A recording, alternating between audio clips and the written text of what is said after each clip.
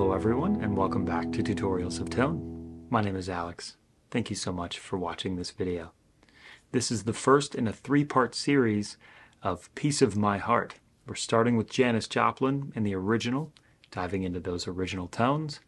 Then we're going to see the Faith Hill studio version, and then also the Faith Hill Rockin' live arrangement, and the individual presets and considerations for each. So first up, let's dive in to the Janis Joplin original. First up in our preset, we have our input block. Everything here is pretty stock. The threshold of our gate is at negative 47.5 dB, where I like having it for my Morse Music Man guitars, as well as the Fender Tele, both of which I use on all of my country gigs. Of note, we also have the ratio turned up on the gate to 3, as opposed to the stock setting of 2 on this particular preset. For our entire preset, we are using a 59 Bassman. This is the amp that was used at the time, both in the studio and live. It is an incredibly versatile amp and one of the first great amps in electric guitar history. Very malleable to your liking, and it's still being used today. So for our rhythm tone, we have our treble gain and normal gain turned up to 6.5. Our bass is turned down, our mids turned down significantly, and our treble is turned up to about 1 o'clock with the bright switch engaged.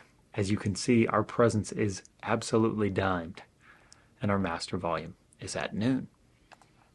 In our input EQ section, we have a low cut of 80 Hz and a high cut of 10K.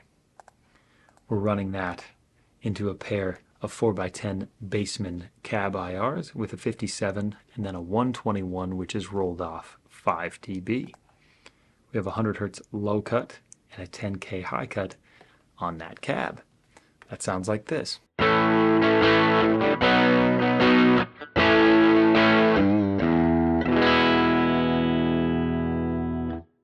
We are running our amp into a medium room reverb in parallel.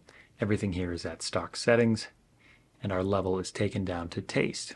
This functions as our mix knob when running in parallel.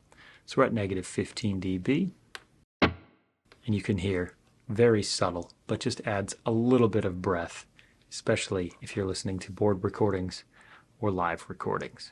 Now we have a couple of modifiers that allow us to push this amp into solo and lead territory.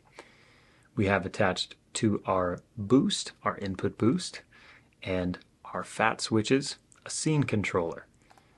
Our input boost is a neutral boost type at 12 dB, just hitting the front of the amp with more volume. So the difference would be our natural sound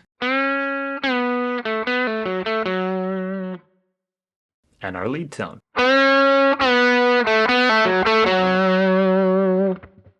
No effects, no nothing, just the guitar playing straight into that. It's a very different way to play from our modern sensibilities, but this is how they did it back then, and it's a really cool way to just focus on your playing, not worrying about gear. One knob, and that's it. Speaking of knobs that you can twist, use the volume knob on your guitar.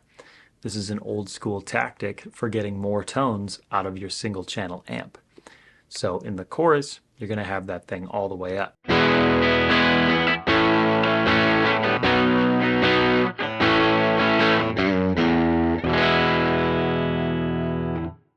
But to clean that up, especially for verses, just take it down to about 8.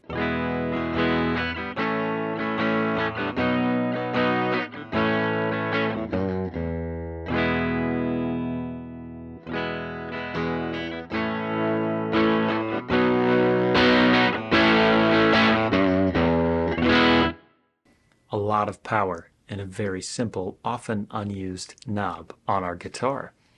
Try that out and see what you can make of it, trying to go for those authentic Janis Joplin vibes the next time you have this song called in a set list. That does it for this first video in our 3-part series on Piece of My Heart.